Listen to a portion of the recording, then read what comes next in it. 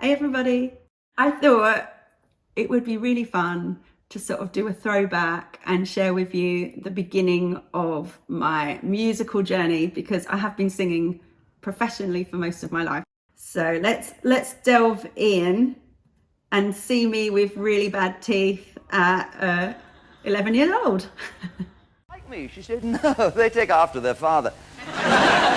So some people won't even know what this TV show was called, but it was called Opportunity Knocks. It was a BBC One Saturday night prime time TV show, and it was like a talent competition, a bit like Britain's Got Talent now. And this is me when I was 11. Why did I wear that jacket with that outfit? It's near Dartford, about 3 miles away. In Kent? Yes. Okay. I was incredibly nervous. I remember being really nervous. I pulled my dad's trousers down in the supermarket when I was 2. That sounds wonderful. And I completely embarrassed my dad there. All little girls ought to do that to their fathers. Animals. So you're an animal lover? Yes. Tell me what living things you have in your keep. We have a hamster called Fudge. Fudge. Yes. I loved Fudge, my little hamster. Joey. And we've got mice under the fireplace, which we don't want. So you don't... And here I completely embarrassed my mum. She was so upset that I'd told the village and everyone that watched the show that we had mice. She's just finished performing in the West End production of Les Miserables. But it's still her first appearance on network TV, so opportunity knocks for the 11-year-old schoolgirl from Horton Kirby near Dartford in Kent. Act number 5, Tara McDonald. Wow. So back then, when this TV show was on, there was only 4 TV channels, maybe 5. So being on like primetime Saturday night TV was kind of a big deal. Somewhere out there, beneath the pale moonlight, someone's thinking of me and loving me tonight. Somewhere out there, someone's saying a prayer that we'll find one another in that big somewhere out there. And even though I know how very far apart we are, it helps to think we might be wishing on the same bright star. And when the night wind starts to sing a lonesome lullaby, it helps to think we're sleeping. It's like looking at a different person because it was so long ago. And it was sad because my granddad had just died just before my audition, and so I felt like this was for my granddad Huey, who was an amazing ballroom dancer actually. Not professional, but he loved dancing. This is the first time I ever sang live on TV with a full orchestra as well. It was the BBC orchestra. Such an incredible opportunity. I didn't really understand it. I knew I just wanted to sing and didn't really overthink it. I was very in the moment. Somewhere out there, out where dreams I'm so innocent.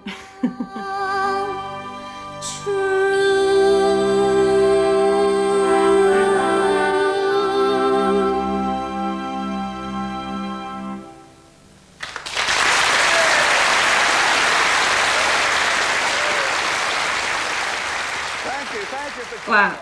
So how it used to work in the TV show was the audience would clap, and it was called a clapometer. So there was all different acts on. I was the only child, and I came second to last. But over the weekend, there was telephone votes, and I actually won the week in the end. So I went back on the following week, sang a different song. This time BBC costume department managed to get me in a dress and tried to curl my hair. Yes, here's your winner, Tara McDonald. They got me this dress. They took me to Harrods. I'd never been in a shop like that before because I grew up in a little village and most of my clothes were like hand-me-downs from my cousins.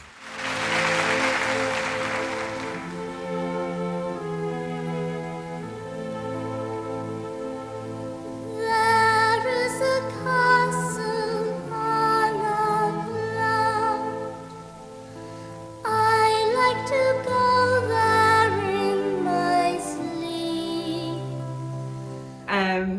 My second performance was singing Castle on a Cloud because previously I'd been in Les Miserables when I was 9 in the West End, and I'd got the part of Cosette, Little Cosette, which is the lead juvenile role. But they thought that I was a professional and I'd never been in a professional production before. So when they got me into rehearsals, they realised that it was a bit too much for me.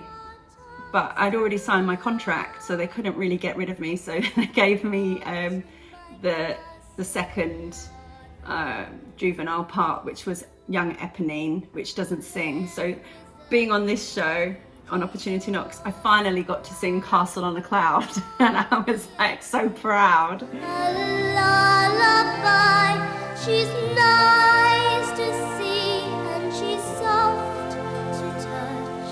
She says, Cosette, I love you very much.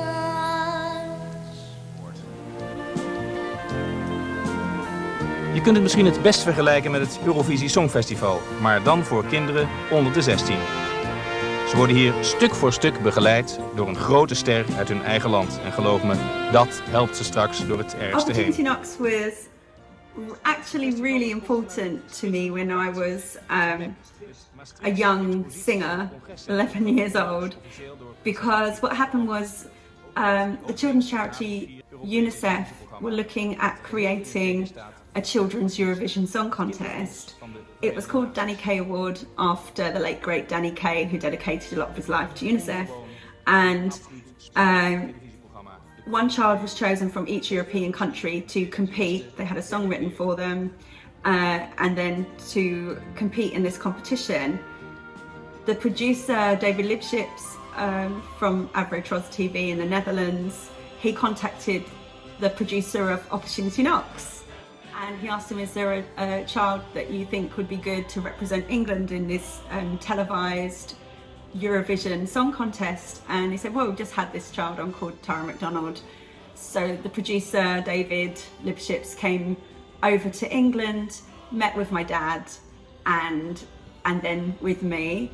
And they agreed that I should be the child to represent England in this competition. So without Opportunity Knocks, this opportunity would never have knocked for me.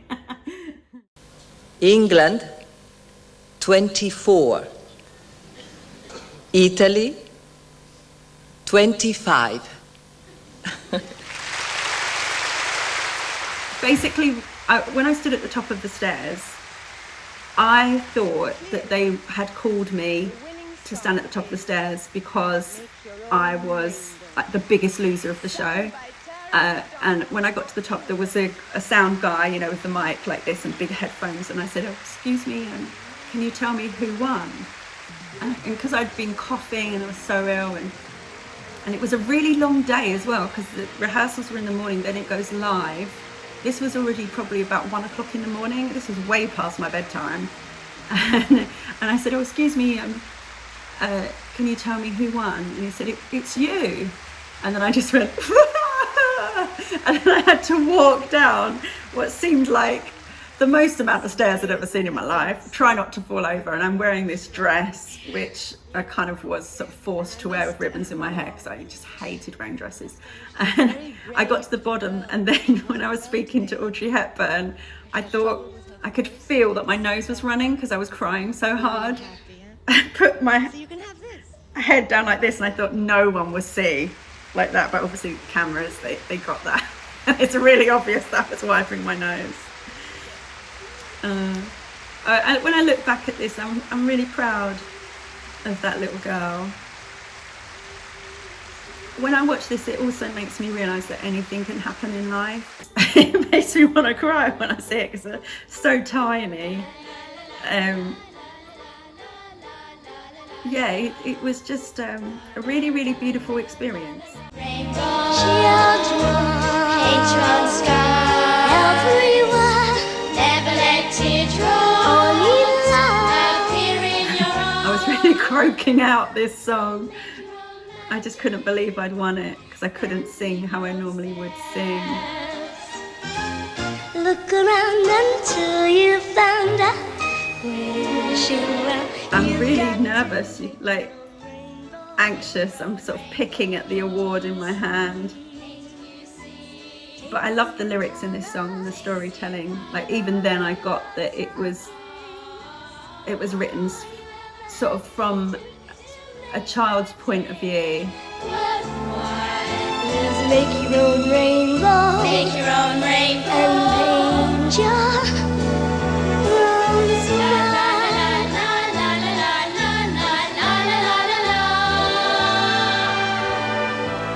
all you ever have to do to make that day worthwhile is make your own rainbow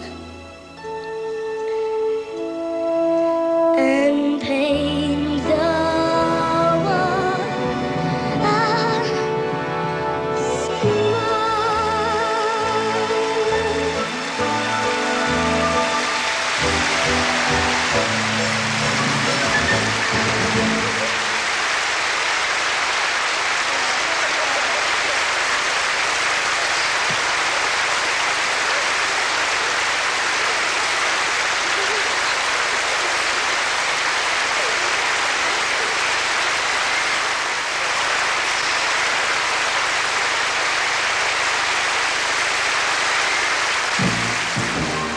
So I hoped you enjoyed that. For me, it's an emotional journey, but a beautiful start to my career, and more from me soon.